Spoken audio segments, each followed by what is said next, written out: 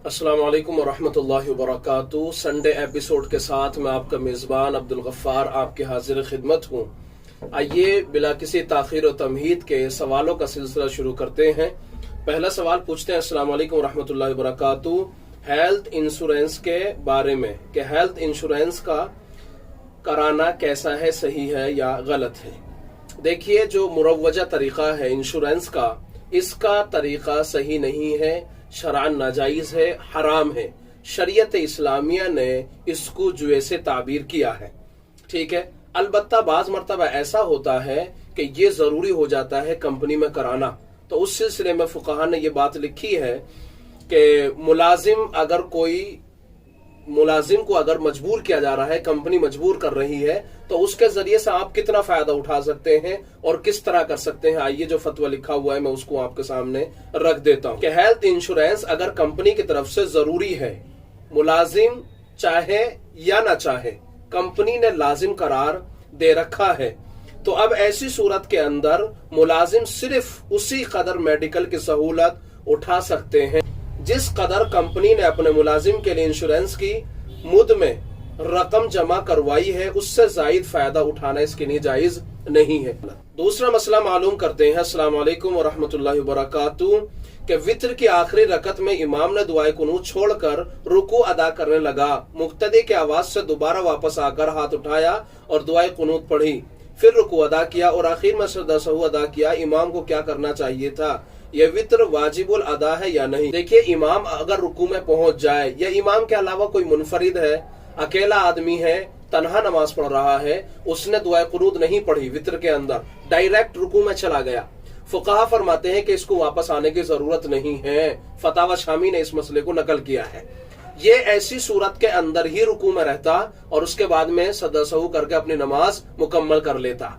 लेकिन अगर कोई बंदा वापस कयाम की तरफ आ जाता है रुकू में जाने के बाद में, यानी दोबारा फिर वापस आता है, दुआए कुनूत पढ़ता है, फिर 2 सजदे अदा करता है, रुकू सजदा करने के बाद में फिर नमाज को अदा करता है, अगर उसके अंदर सहू कर लेता है, सजदा सहू, तो फिर इसकी नमाज सही हो जाएगी। अगला मसला मालूम करते हैं कि कुल आऊज़ु बिरब्बिन नास अगर पहली रकत में पढ़ लिया और उसकी पहली रकत में 3 आयतें पढ़ी, तो बाकी की जो 3 आयतें हैं दूसरे रकत में पढ़ सकते हैं या नहीं पढ़ सकते। देखिए, अगर कोई शख्स कुल आऊज़ु बिरब्बिन नास, जिसको सूरतुन नास बोलते हैं, अगर उस सूरत की बाज आयतें पढ़ ली है, यानी 3 पढ़ ली है उसने, तो ऐसी सूरत के अंदर पहली रकत में 3 पढ़ के दूसरी रकत में बकिया आयतें पढ़ लेता है, इसकी नमाज दुरुस्त हो जाएगी, कोई मसला नहीं है। एक और मसला फरमाते हैं कि नमाज की रकत में गलती से 3 सजदे करने का क्या हुक्म है, यानी एक रकत में 2 सजदे करना ये क्या है, फर्ज है। अगर कोई आदमी एक ही रकत में 3 सजदे कर लेता है तो उसका क्या हुक्म है।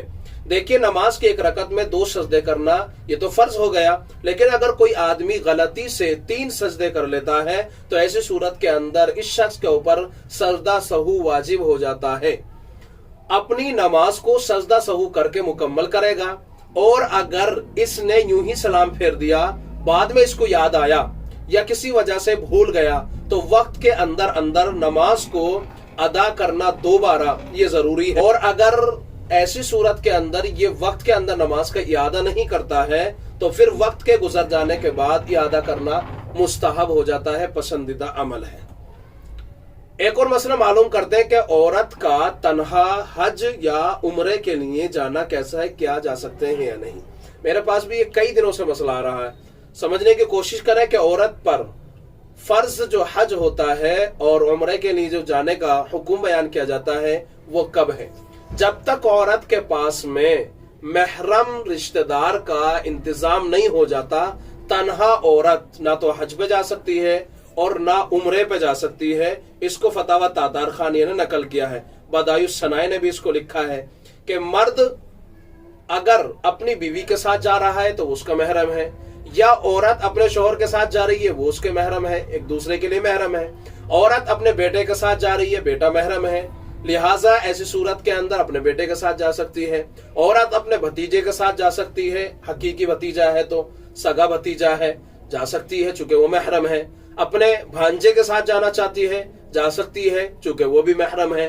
तो ये वो रिश्तेदार हैं या वालिद के साथ जाना चाहती है, तो ये महरम है। महरम रिश्तेदार के साथ में खवातीन का हज या उम्रे पे जाना दुरुस्त है। अगर खवातीन के लिए महरम रिश्तेदार का इंतजाम नहीं है तो फिर वो गैर महरम के साथ में उम्रे या हज पे नहीं जा सकती। हज के जाने के लिए साथ में औरत के लिए ये भी शर्त है कि महरम रिश्तेदार उसके साथ में हो, और अगर नहीं है तो वो इंतजार करेगी, जब अल्लाह तबारक व तआला बंदोबस्त कर देगा चली जाएगी। और अगर इसका इम्कान ये है कि इस दुनिया से जा सकती है, आखिरी वक्त में ये हज बदल के लिए वसीयत करके जाए कि मेरी तरफ से एक हज अदा कर लिया जाए जो हज बदल के नाम से होगा। मेरे ख्याल से बात समझ में आ गई। ये आपके कुछ सवालात थे जो जवाब दे दिए गए, जो बाकी हो आप फिर दोबारा कर सकते हैं। इंशाअल्लाह अगले संडे को इनका जवाब दे दिया जाएगा। अस्सलाम वालेकुम व रहमतुल्लाहि व बरकातहू।